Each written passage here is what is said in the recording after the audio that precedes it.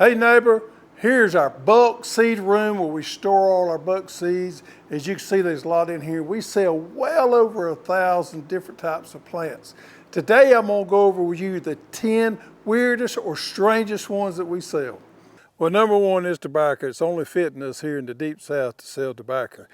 I grew up harvesting tobacco in my neck of the woods. Every little farm had tobacco when I came up. So we sell tobacco because a lot of people like to plant it in the garden. I grew it in my garden as well. Now, I don't smoke. I used to chew back in the day, and I'm not a tobacco user. But tobacco in the garden is actually kind of a fun thing to grow. It has a beautiful flower on there. It has a big pretty leaf on there. And it does work decent as a trap plant. Now hornworms love tobacco more than anything else I know of. So if you have a hornworm problem and you want to plant it maybe close to your tomatoes to draw those hornworms away from your tomatoes where you can harvest them or get rid of them, or take you a black light and go out there at nighttime and search for hornworms, tobacco is a good trap plant for that. But it's kind of fun to grow. And if you've never grown it before, or you like me, you have some memories back in the day and you want to grow it again because it has a distinctive smell to it that you'll never forget once you smell tobacco. So we do sell a couple different varieties. This right here is Southern Dolly, which was developed in North Carolina here. A great variety. Now, if you're going to grow tobacco, you want to grow it from a transplant. Don't direct seed it. These seeds are small. But here's the key. When you plant this thing, you don't cover the seeds. Just kind of press them in the top a little bit and keep them wet. If you cover the seeds, they won't germinate. Now, they take a little bit of time to germinate, but be patient with them. Don't cover them and keep them wet. In the next few days, they'll be sprouting and come up. And then transplant them into your garden once that soil temperature gets warm. Well, the next one's Mini Me Cucumber. And this is a weird one because it's a small snacking cucumber. You've probably never seen anything like it before. It's spineless, have a real slick skin on there, and these things get small. Very productive. I love growing these because I eat them in the garden. They never make it to the house. Now, if you've got a small garden, patio garden, raised bed garden, or even if you're like me and you like the garden in a big way, this is something you definitely want to plant.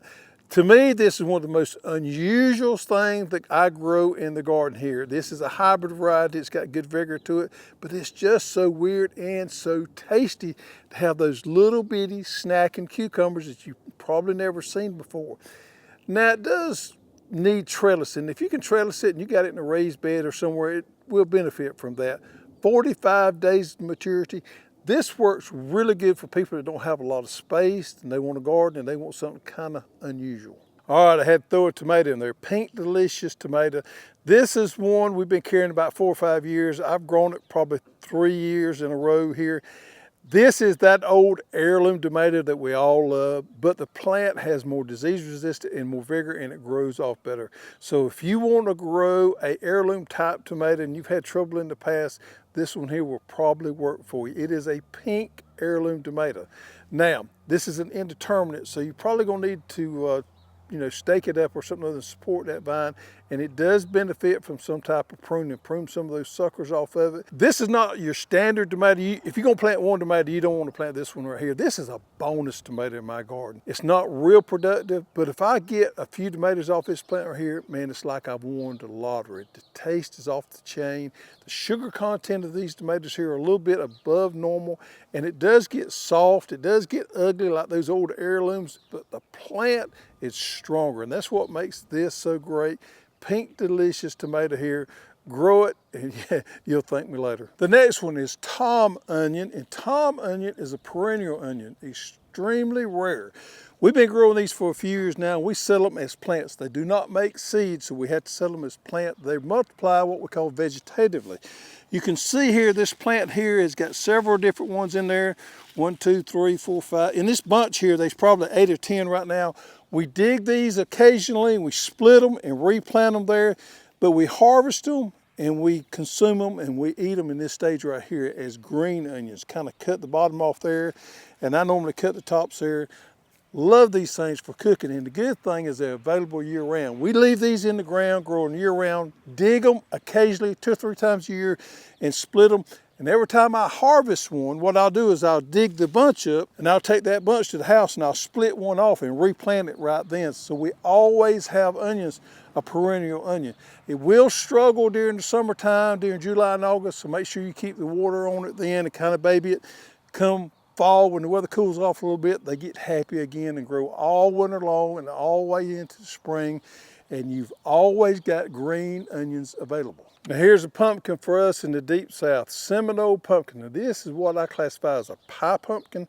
This is an old heirloom that was found down in Florida here. The Seminole Indians used to grow this one a lot. I was impressed by how much vigor this had and how well it grew in the deep south, because we normally don't do well growing pumpkins down here because of the insect and the disease pressure. But this pumpkin right here is resistant to vine borers and downy and powdery mildew. So it will grow here in the south. Now I like to plant it in late spring and let it grow during the summertime. Vines grow like crazy, so plant it where you got plenty of room, but a wonderful heirloom pie pumpkin that the Indians found would grow well for us here in the deep south years ago. Tastes great and it stores well. Well, here's an unusual winter squash, North Georgia candy roaster. And I have seen more of these grown in North Georgia than I have in the south here. But this here is an old heirloom that grows well here in the south. Now, I would prefer to grow this in the springtime than in the fall because of the disease pressure here. But this one has a great taste to it. It's a very unusual looking winter squash here. Stores extremely well. It takes a little while for it to grow. So if you've got an old fence row or something like that that you're not using, plant you some North Georgia candy roasters on there. Give them some love and give them some time, and you got a great winter squash that stores well, goes all the way into the fall of the year. Unusual, and it's real tasty. All right, folks, here's us a watermelon, an unusual watermelon, an orange one. I've grown this for a few years. It is Orangeglo Watermelon. Kind of tricky to say there. But it has that bright orange color to it. The picture here doesn't do it justice. It is unusual, it is sweet. It has a very kind of a unique flavor to me. Now, this one right here is an older variety, and if it has one downfall to it, the rind on there bruises kind of easy. So it doesn't lend itself for market farmers. If you got to handle these things a lot, they will bruise a little bit. But if you love eating watermelon straight out of the garden, you want to plant you a few of these right here, seeded varieties.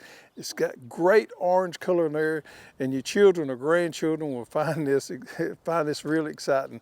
I like to grow these. I grow these every couple or 3 years here, just to do a little something different, but it's very unusual. Well, you love green salsa like I do, make your own at home here.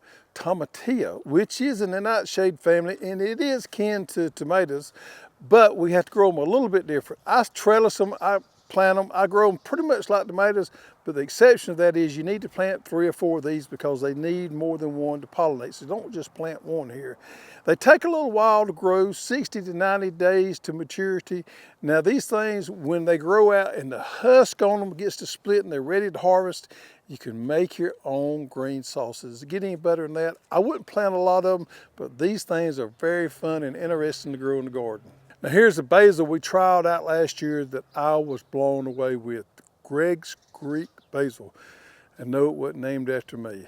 This basil right here is very compact. It has a different leaf structure, has a small leaf to it, but it's very compact. It could also be grown as an ornamental because it's beautiful, but it doesn't get very big, about 12 inches, but it grows really tight. Perfect for containers, window boxes, raised beds. If you love basil, this is a great one right here.